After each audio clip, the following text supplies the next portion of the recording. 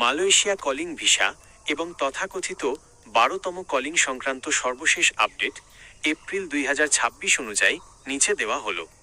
1. 12তম calling কি শুরু হয়েছে? বর্তমানে 12তম কলিং বা নতুন কোনো বড় কোটা খোলার বিষয়ে মালয়েশিয়া সরকারের পক্ষ থেকে অফিসিয়াল কোনো ঘোষণা আসেনি। ইন্টারনেটে অনেক সময় 12তম কলিং নাম দিয়ে প্রচার চালানো হলেও এগুলো মূলত বিভ্রান্তিকর হতে পারে। মালয়েশিয়া সরকার এখন সরাসরি নিয়োগ, ডাইরেক্ট হায়ারিং এবং নির্দিষ্ট সেক্টরে কর্মী নেওয়ার প্রক্রিয়া নিয়ে কাজ করছে। 2026 সালের বর্তমান পরিস্থিতি। সীমিত নিয়োগ। মালয়েশিয়া 2026 সালে বাংলাদেশ থেকে সর্বোচ্চ 30,000 থেকে 40,000 কর্মী নিয়োগ করার লক্ষ্যমাত্রা রেখেছে। আগের মতো লাখ লাখ কর্মী নেওয়ার সম্ভাবনা এই মুহূর্তে কম।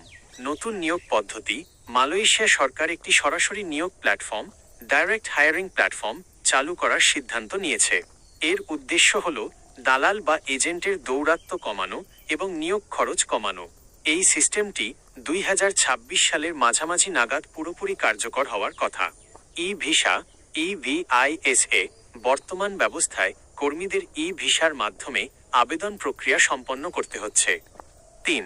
কলিং ভিসা ও কোটা আপডেট। 2026 সালের কোটা আবেদনের জন্য মালয়েশিয়া সরকার 19 জানুয়ারি থেকে 31 মার্চ পর্যন্ত একটি সময়সীমা দিয়েছিল। এই সময়ের মধ্যে বিভিন্ন কোম্পানি তাদের প্রয়োজনীয় কর্মীর চাহিদা জমা দিয়েছে। কনস্ট্রাকশন, ম্যানুফ্যাকচারিং এবং সার্ভিস সেক্টরের জন্য কিছু বিশেষ অনুমতি দেওয়া হচ্ছে, তবে তা খুব যাচাই বাছাই করে। 4. আপনার জন্য গুরুত্বপূর্ণ সতর্কতা। দালাল থেকে সাবধান। অনেকেই 12তম কলিং শুরু হয়েছে বলে অগ্রিম টাকা বা পাসপোর্ট চাচ্ছে। সরকারিভাবে BMET, জনশক্তি কর্মসংস্থান ও প্রশিক্ষণ ব্যুরো বা মালয়েশিয়ান হাই কমিশনের নিশ্চিত ঘোষণা ছাড়া কাউকে টাকা দেবেন না। যাচাই করার উপায়। আপনার কোম্পানি বা ভিসার সত্যতা যাচাই করতে মালয়েশিয়া ইমিগ্রেশনের অফিসিয়াল পোর্টাল ব্যবহার করুন। 2. BMET এর স্মার্ট কার্ড ছাড়া বিদেশ যাওয়ার চেষ্টা করবেন না। 3.